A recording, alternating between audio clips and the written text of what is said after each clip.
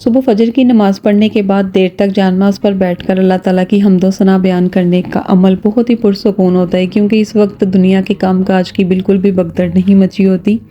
तो बहुत ही सुकून मिलता है अल्लाह ताला की हम्दो सना करके। अस्सलाम वालेकुम एवरीवन, कैसे हैं आप सब? आई होप आप लोग सब ठीक होंगे। आज के व्लॉग में आप लोगों के साथ संडे की फुल डे रूटीन शेयर करूंगी, जो कि आप लोगों के लिए बहुत ज़्यादा हेल्पफुल रहेगी और आपके बच्चों के वीकेंड को भी बहुत इंजॉयफुल बना देगी। वीडियो को लास्ट तक ज़रूर देखिएगा ताकि आप लोगों के माइंड में भी अच्छे अच्छे से आइडियाज़ आ सकें। अच्छा जी, फजर की नमाज़ वगैरह पढ़ने के बाद मैं किचन में आ गई थी। उसके बाद मैंने आके अपने लिए शेक बना लिया था, क्योंकि जब किचन के काम शुरू हो जाएं या घर के काम शुरू हो जाएं तो आपको पता है फिर अपना जो नाश्ता है वो स्किप ही होता जाता है। तो मैं क्या करती हूँ कि सबसे पहले खुद नाश्ता करने को ही प्रेफर करती हूँ, ताकि सारे काम फिर अच्छे से हैंडल कर सकूँ। तो अपना नाश्ता करने के बाद मैं बच्चों का नाश्ता बना लूँगी। इस वक्त मेरे बच्चे सोए हुए होते हैं और फिर मैं उनके उठने से पहले पहले ही नाश्ता बना के रख देती हूँ, क्योंकि संडे वाले दिन मैं थोड़ा अलग ही कोई नाश्ता बनाती हूँ, जैसे कोई सेवइयाँ हो गई या दलिया हो गया या कोई खीर वगैरह हो गई या ओट्स, इस तरह की कोई चीज़ें मैं बना लेती हूँ। क्योंकि नॉर्मल डेज़ में बच्चे रोटी ब्रेड वगैरह ये सारी चीज़ें खा रहे होते हैं, तो संडे को थोड़ा अलग ही नाश्ता देती हूँ मैं उनको, ताकि उनके लिए हेल्दी भी हो जाए और बच्चे शौक़ से खा भी लें, क्योंकि रोज़ एक ही चीज़ खा खा के फिर बच्चे भी तंग आ जाते हैं। तो दलिए की बहुत ही मज़े की रेसिपी मैंने अपने चैनल पर शेयर की हुई है। जिन्होंने अभी तक वॉच नहीं किया हुआ उस वीडियो को वो जाके वॉच कर सकते हैं। ऊपर मैं उस वीडियो का लिंक आप लोगों के साथ शेयर कर दूँगी। बहुत ही क्रीमी और खीर की तरह ये दलिया रेडी होता है। आप इसको ज़रूर ट्राई करिएगा, बच्चों के लिए ये बहुत हेल्दी है। अच्छा जी, मैंने दलिया रेडी कर लिया था। अब इसको रैप करके अच्छे से रख दूँगी और बच्चों के उठने तक जो है ये बाहर काउंटर टॉप पे ही पड़ा रहेगा। फ्रिज में मैं इसको नहीं रखती, क्योंकि आजकल मौसम भी चेंज हो रहा है, तो मैं फिर नॉर्मल ही चीज़ें बच्चों को दे रही हूँ। फ्रिज वाली चीज़ें मैं अवॉइड ही कर रही हूँ। जब तक मेरा दलिया जो है वो रेडी हुआ था, बाहर देखे रोशनी होना शुरू हो गई है। अब मौसम चेंज हो रहा है तो टाइम भी बहुत जल्दी जल्दी गुजरना शुरू हो गया है। बहुत जल्दी दिन गुजर जाता है, पता ही नहीं चलता टाइम का। तो मैंने बच्चों का नाश्ता वगैरह तो रेडी कर लिया था। उसके बाद आज मैं बच्चों को लंच में सोचा कुछ डिफरेंट ही लंच करवाती हूँ, क्योंकि रोटी चावल सालन ये चीज़ें बच्चे पूरा वीक ही खाते हैं, लेकिन संडे वाले दिन मैं उनको कुछ अलग ही बना के देती हूँ। या तो कुछ बेक कर देती हूँ या फिर उनको कुछ रैप वगैरह इस तरह की चीज़ें बना देती हूँ। तो आज मैं उनके लिए रैप रेडी कर रही हूँ और इसकी रेसिपी आप लोगों के साथ एक दफ़ा मैंने पहले भी शेयर की थी, लेकिन आज जो रैप मैं आप लोगों के साथ शेयर करूँगी वो थोड़े डिफरेंट हैं और बहुत ही यमी से रैप बनते हैं। तो रैप तो इस वक्त मैं नहीं रेडी कर रही, सिर्फ मैं इसका आटा गूंद के रख दूँगी, ताकि जब तक लंच का टाइम होगा तो ये फिर आटा जो है ये बड़ा अच्छा सा हो जाएगा, ताकि इसके अच्छे से रैप रेडी कर सकें हम। तो रैप रेडी करने के लिए आटा बहुत ही इजी वे में गूंदा जाता है। सिर्फ नॉर्मल हम मैदा लेंगे, मैंने 2.5 कप मैदा लिया था। इसमें बस थोड़ा सा मैं नमक शामिल करूँगी 1 टीस्पून के करीब, और इसको नॉर्मल जो रूम टेम्परेचर पे पानी है उसके साथ गूंद के रख दूँगी। और गूंदना भी बहुत ज़्यादा नहीं, बस इसको जिस तरह इकट्ठा करते हैं इस तरह से पानी डालेंगे इसमें और इसको अच्छे से बस इकट्ठा करेंगे और कवर करके रख देंगे ऊपर ऑयल लगा के। बस इसको आपने कवर अच्छे से करना है। अगर आप इसको अच्छे से कवर नहीं करेंगी तो फिर ये ऊपर से सारा ड्राई हो जाता है, तो बहुत ज़्यादा फिर वेस्ट होता है। इस चीज़ का बस ख्याल करना है और इसको अच्छे से गूंद के हम रख देंगे। और तब तक ये है कि बच्चे उठ जाएंगे और वो नाश्ता वगैरह कर लेंगे। और अभी तो लंच में बहुत ज़्यादा टाइम है, तो ये मैं बहुत इजीली आराम से रेडी कर लूँगी। सुबह सुबह उठ के काम करने में जो बरकतें हैं ना, वो आपको कभी कहीं नहीं मिलती। सुबह उठ के जब हम काम करते हैं तो हमें अपने लिए भी टाइम मिल जाता है, बच्चों के लिए भी टाइम मिल जाता है और अपने घर के लिए भी, बाकी कामों के लिए भी टाइम हमारा निकल आता है। और टाइम में इतनी बरकत हो जाती है, अल्लाह ताला की तरफ से इतनी बरकत आ जाती है कि आप सारे काम कर भी लेते हैं तो आपको फिर भी टाइम मिल जाता है। लेकिन अगर आप आधे से ज़्यादा दिन सो के गुजारते हैं और लेज़ी होके बैठे रहे तो सारी जो घर की रूटीन होती है वो ख़राब हो जाती है। ना तो आपको अपने लिए टाइम मिलता है, ना बच्चों के लिए, ना घर के लिए। तो घर के जो काम होते हैं वो भी आधे अधूरे ही रह जाते हैं। तो घर की मैनेजमेंट अच्छी हो, घर की रूटीन अच्छी हो, तो उसके लिए चाहिए घर की जो औरतें होती हैं उनको चाहिए अपना टाइम टेबल ठीक करें, ना कि हर वक्त बच्चों का टाइम टेबल ठीक करने में लगी रहे। घर की जो औरत होती है ना उसका टाइम टेबल ठीक हो तो ऑटोमेटिकली सबका ही टाइम टेबल ठीक हो जाता है और घर जो है वो बड़ा पुरसुकून सा माहौल रहता है घर का। तो देखिए आटा मैंने गूंद लिया था, इसको मैं कुछ देर के लिए काउंटर टॉप पे ही छोड़ दूंगी और उसके बाद मैंने इसको फ्रिज में रख दिया था। और उसके बाद मेरे घर के जो बाकी के काम थे मैंने वो ख़त्म कर लिए। आज संडे था तो मैंने वॉशिंग भी करनी थी कपड़ों की, तो वो मैंने कपड़े वगैरह वॉश किए और घर की साफ़ सफाई की और कुछ बच्चों के कपड़ों को सिलाई वगैरह लगने वाली थी, वो सारे काम ख़त्म किए। तो बस जी संडे का यही होता है कि जितने भी आपके काम पेंडिंग में होते हैं वो भी संडे वाले दिन ही हो जाते हैं। वो सारे काम ख़त्म किए, फिर बच्चे उठ के उनको नाश्ता वगैरह करवाया और बर्तन वगैरह वॉश किए। उसके बाद मैंने आप लोगों के साथ शेयर किया था कि आज मैं बच्चों को लंच में रैप बना के दूंगी, तो बस मैं वही रैप रेडी करने लगी थी। तो जो आटा मैंने गूंद के रखा था वो बहुत अच्छे से सेट हो गया था। इसके मैं पेड़े बना लूँगी, लेकिन मैदे की जो रोटी होती है, जो रैप होते हैं, वो आप पेड़े बनाते ही अगर उसको बेलेंगे तो वो बिल्कुल अच्छे से बेले नहीं जाते। तो इसके लिए एक बेहतरीन सी टिप ये है कि आप पेड़े बना के इसको 5 मिनट की रेस्ट ज़रूर दिया करें। पेड़े बनाने के बाद अगर आप इसको उसी वक्त बेलने लग जाएंगी तो फिर ये आपकी जो रैप हैं ये अच्छे नहीं बनेंगे, क्योंकि वो अच्छे से बेले ही नहीं जाएंगे। इनके अंदर बहुत ज़्यादा वो क्या कहते हैं, इलास्टिक सी होती है, वो बार बार इकट्ठे होंगे और वो मोटी मोटी सी रोटियां बेली जाएंगी। आप इसको 5 मिनट की रेस्ट देने के बाद ही इनको बेलिएगा, तो बहुत पतले पतले से रैप आपके बेले जाएंगे। अभी मैं आपके सामने आपको बेल के दिखाऊंगी। जैसे नॉर्मल रोटी होती है उस तरह से आपने इसको नहीं रखना, बिल्कुल पतले पतले से रैप आपने रेडी करने हैं, पतली पतली सी रोटियां रेडी करनी है।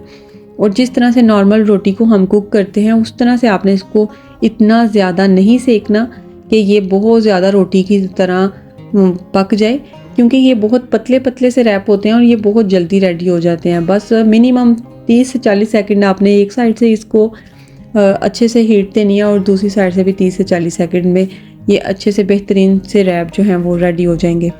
मीडियम फ्लेम पे मैं इसको जल्दी से बस कुक कर लूँगी। इसको रेडी करने में बिल्कुल भी टाइम नहीं लगता। और आप लोगों के साथ मैं रैप की रेसिपी पहले भी शेयर कर चुकी हूँ, इसको स्टोर किस तरह से करते हैं वो भी आप लोगों के साथ शेयर कर चुकी हूँ। जो मेरे चैनल पर पहले से हैं उनको पता होगा, मैंने बहुत अच्छी अच्छी सी टिप्स दी हैं और बहुत अच्छी अच्छी सी वीडियोज़ आप लोगों के साथ शेयर की हैं, जो आप लोगों ने बहुत ज़्यादा लाइक भी की थी। तो जिन लोगों ने अभी तक नहीं वॉच की हुई वो जाके मेरे चैनल पर वॉच कर सकते हैं। आप अगर इनको बना के रख दें तो बच्चों के लंच के लिए भी ये आपके बहुत काम आएगी। आप इसको फ्रीज़र में भी स्टोर कर सकते हैं, फ्रिज में भी स्टोर कर सकते हैं। अगर तो एक वीक में आपने यूज़ करना है तो फिर आप इसको फ्रिज में भी स्टोर कर सकते हैं, लेकिन अगर आप इसको मंथली स्टोर करना चाहते हैं तो फिर आप इसको फ्रीज़र में ही स्टोर करिएगा। फिर फ्रिज में इसको फंगस लगने का खतरा होता है। तो अगर आप ये सोचते हैं कि फ्रीज़र में रख के ये बिल्कुल ही हार्ड हो जाएंगी या ये टूट जाएंगी, तो ऐसा बिल्कुल नहीं होता। ये बिल्कुल एज इट इज़ ऐसी ही रहती हैं, बिल्कुल फ्रेश रहती हैं। आप बस इसको किसी ज़िप-लॉक बैग में डाल के इसको स्टोर कर दें और जब आपने रैप रेडी करने हो तब आप इनको निकाल लें और या तो रूम टेम्परेचर पे कुछ देर के लिए छोड़ दें या फिर आप इसको माइक्रोवेव में 30 सेकंड के लिए रखेंगे तो ये एक फ़्रेश रोटी की तरह आपके पास रेडी होके आ जाएगी। अच्छा जी, रैप मैंने सारे रेडी कर लिए थे। उसके बाद मैं अब करने लगी हूँ इसकी फ़िलिंग रेडी, और फिलिंग मैं आपको आसान तरीका बताऊँगी। आप अगर मेरी प्रीवियस वीडियो को देख लेंगे तो आपके लिए बहुत ज़्यादा हेल्प हो जाएगी। मैंने आप लोगों के साथ शेयर किया था कि मैं किस तरह से चिकन को स्टोर करती हूँ। मैंने बोनलेस चिकन लिया, उसको मैंने मसाले लगाए और मसाले लगा के क्यूब कट करके मसाले लगा के उसको मैंने फ्रीज़र में स्टोर कर दिया था। तो वो फिर मेरे बहुत ज़्यादा काम आ जाता है। जिस तरह से अभी मैं रैप रेडी करने लगी हूँ तो मुझे बिल्कुल भी पूरा बोनलेस का पीस नहीं निकालना पड़ा, फिर उसके डीप फ्रोज होने का वेट नहीं करना पड़ा या उसको मैरिनेट नहीं करना पड़ा। मैं क्या करती हूँ, जब मेरा चिकन आता है उसी वक्त ही मैं उसको मसाले वगैरह लगा के क्यूब कट करके उसको स्टोर कर देती हूँ।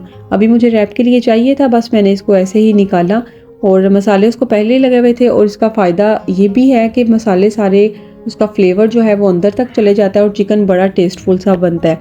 बस आपने क्या करना है, आपने निकालना है और 1 से 2 टेबल स्पून मैंने फ्राई पैन में ऑयल डाला और उसमें वो चिकन ऐड कर दिया और 1 से 2 मिनट मैंने उसको सौटे किया तो वो जल्दी से बस कुक हो गया, क्योंकि इसको सिरका लगा हुआ था तो ये बहुत जल्दी टेंडर हो जाता है। उसके बाद मैंने इसमें शिमला मिर्च ऐड कर दी। शिमला मिर्च को भी मैं इसी तरह से स्टोर करती हूँ, क्यूब कट कर देती हूँ या स्लाइसिस में कट कर देती हूँ और फ्रीज़र में इसको फ्लैट पेपर में डाल के स्टोर कर देती हूँ। फिर जब भी चाहिए होती है इसको निकाल लेती हूँ। ये बिल्कुल फ्रेश ही लगती है, बिल्कुल ख़राब नहीं होती। उसके बाद मेरे पास थी एक गाजर और बंद गोभी और साथ में मैंने प्याज लिया और इन तीनों चीज़ों को भी मैंने बिल्कुल बारीक छोटा छोटा सा क्यूब कट कर लिया। अब वो भी सारी चीज़ें इसके साथ ही मैं सौटे कर लूँगी। इनका क्रंच हमें ख़त्म नहीं करना, बस हम इसको 1 से 2 मिनट के लिए हल्का सा सौटे करेंगे और इसमें थोड़े से सॉसेस ऐड करेंगे और स्पाइस ऐड करेंगे तो बहुत ही मज़े की हमारी फिलिंग रेडी हो जाएगी। हल्का सा मिक्स करने के बाद हम इसमें सॉसेस ऐड कर देंगे। 2 टेबल स्पून मैं इसमें चिली सॉस ऐड करूँगी और 2 टेबल स्पून इसमें सिरका और 3 टेबल स्पून इसमें मैंने सोया सॉस ऐड की है।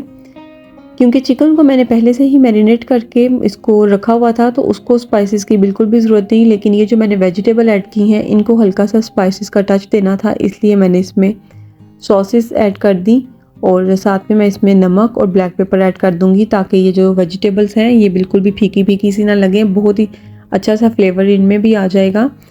और सॉस और नमक ब्लैक पेपर डालने के बाद इसको बस 1 मिनट के लिए, मैंने 1 आधे मिनट के लिए इसको सॉटे किया था और उसके बाद मैंने इसको उतार लिया, क्योंकि हमने वेजिटेबल का क्रंच रखना है, इसका क्रंच ख़त्म नहीं करना। अगर आप इसको बहुत ज़्यादा कुक कर देंगे तो ये सारी जो वेजिटेबल हैं ये सॉफ्ट हो जाएंगी, तो फिर रैप का वो मज़ा नहीं आता।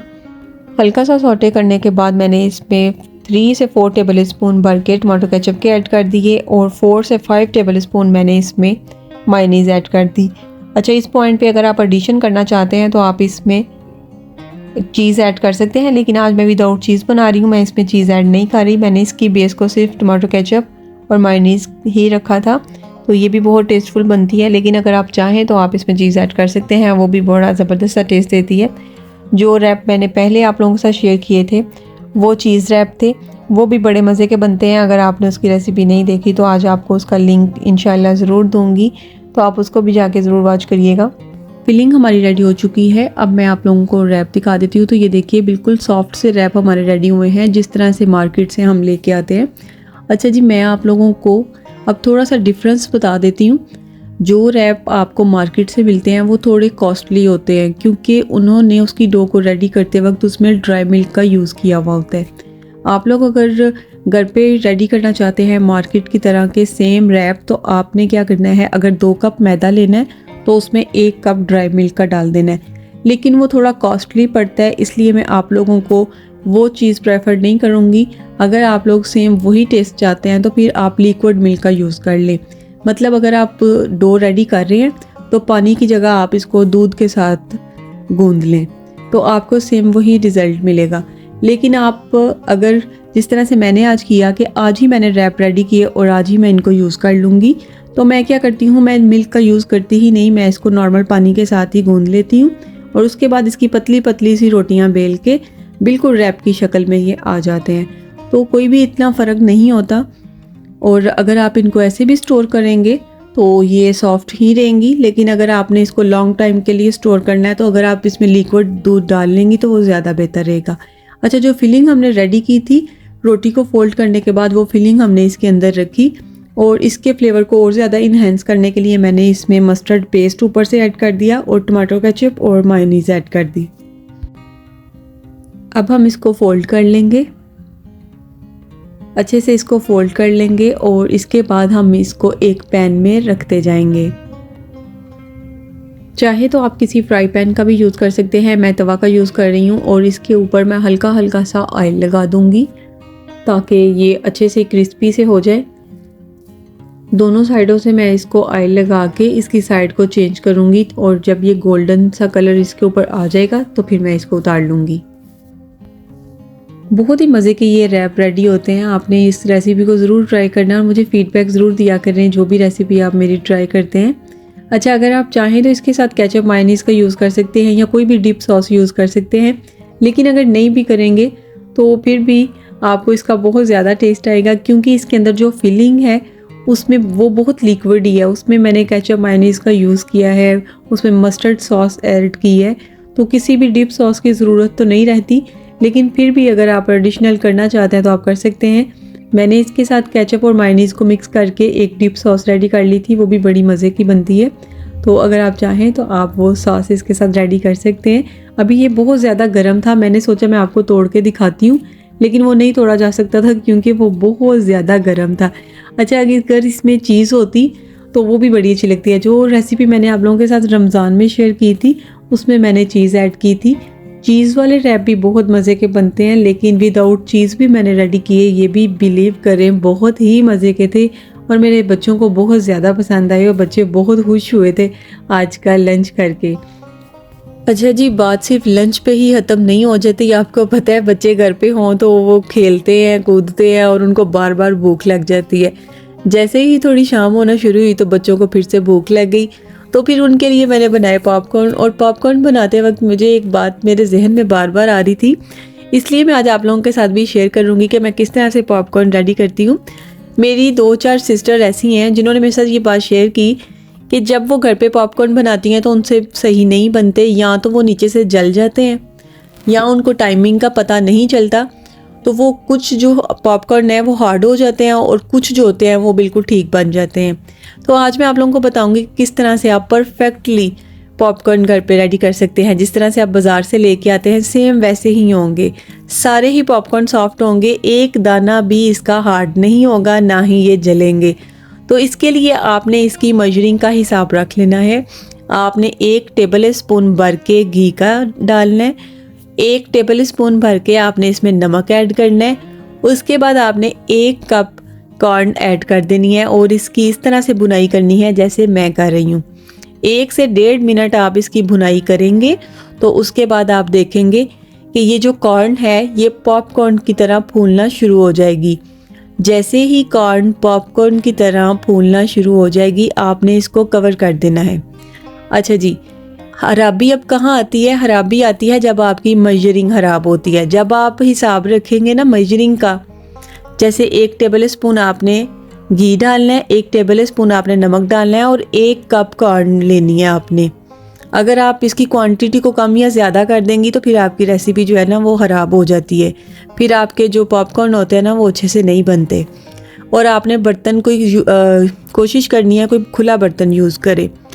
अच्छा, अब दूसरी जो बात आ जाती है कि ये क्वेश्चन करते हैं लोग कि कब हम देखें कि अब हमारे पॉपकॉर्न रेडी हो जाएंगे।